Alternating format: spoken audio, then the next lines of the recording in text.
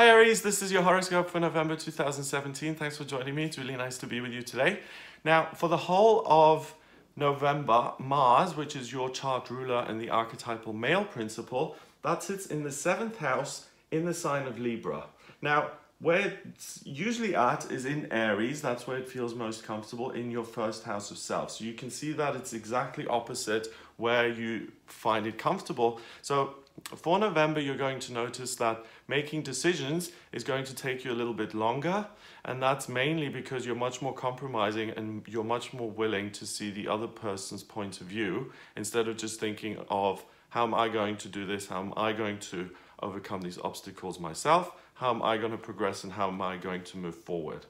Also, for the whole month of November, we've got Saturn, planet of structure and security. That sits in your 9th house and it forms a trine with Uranus, the planet of rebellion and eccentricity, which sits in your 1st house.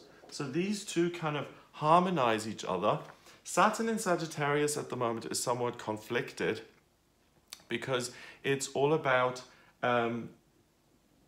do I stay put or do I move forward? Do I expand or do I maintain the status quo? Uranus in Aries is going to blow that out of the water. So even though with your ruler Mars, you're more considerate and you mull decisions over for a little bit longer than you usually would, when it comes to big decisions, when it comes to big life changes, you really have the power to overcome the kind of indecision of Saturn there up in your 9th. So it's really a time for you to, yes, be considerate about what other people are feeling and saying to you. Listen to what they're saying. It may even be that you get your inspiration via other people. But then when it comes to the crunch, you revert to type and use Uranus, which is really powerful, to make the decisions such as, I'm going to change my job, or I'm going to move, or I'm going to make a lateral move in my career, all of those kind of things. Now, on the 4th of November, the full moon occurs in Taurus in your 2nd house, and I'll make separate videos on the full moon and the new moon because there's a lot of detail there, and I'll go into more depth. But as far as you're concerned, it happening in your 2nd house is really, really positive because the full moon is when the moon completes and it showers us with its energy. Taurus is about practicality, money, being creative, and it happens in your 2nd house of money and belongings. So around the 4th of November, you're going to experience some good news when it comes to your financial life or your home life or your belongings. On the 5th, all the way through until the 19th of November, we've got Venus in the 7th house. So Venus moves up here and joins Mars. And it conjuncts Jupiter, which is in your 8th house. Jupiter is the lucky planet. So even though they're in different houses, they're within 10 degrees of each other, which means that they conjunct and that they blend their energies together. So Venus is the planet of love and beauty. In Libra, in your 7th house, it's really, really helpful in terms of building relationships, building bridges with other people. And Jupiter is the good luck planet of success and growth and good fortune. And it's in Scorpio, so it's emotionally much deeper. And the 8th house is the house of kind of bureaucracy and red tape and the other side and other people, institutions. It's anything that's kind of outside of yourself. So with this conjunction of Venus and Jupiter, you're going to have a much greater love and understanding for other people. You're going to be far more compromising, and that's why your relationships are going to benefit here in November. This conjunction lasts from the 5th until the 19th, so that's pretty much most of the month. On the 6th of November, Mercury, the communication planet, that moves into Sagittarius in your 9th house. So it joins Saturn there, and Mercury is the communication planet. In Sagittarius, it's really happy because it's able to kind of access higher realms of knowledge. It becomes adventurous, it wants to explore, it wants to discover different things, it wants to learn lots of information. And Saturn being in Sagittarius is somewhat confused and restricted, so Mercury is going to give you a great understanding about the things which have been blocking you, and that, remember, this trine is still in place. So if obstacles do appear and you understand them and you make sense of them and you're like, oh, okay, this is why this doesn't work, then you'll be able to blast it out of your existence by using that wonderful energy of Uranus in the 1st. On the 7th of November, Venus moves into Scorpio and it moves up into your 8th house. And now it really sits on top of Jupiter there.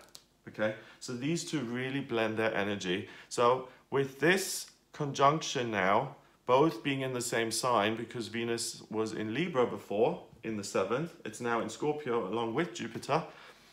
These two coming together really makes your emotional state much more profound. You're interested in having genuine connections with other people, and you're looking for a sense of kind of community and belonging and being seen and heard and having some sort of emotional response. Venus is love, Jupiter is good luck. So it's in the 8th house of other people. So as far as you're concerned, you're going to enjoy a lot of luck and good times and freedom when it comes to your relationships with other people.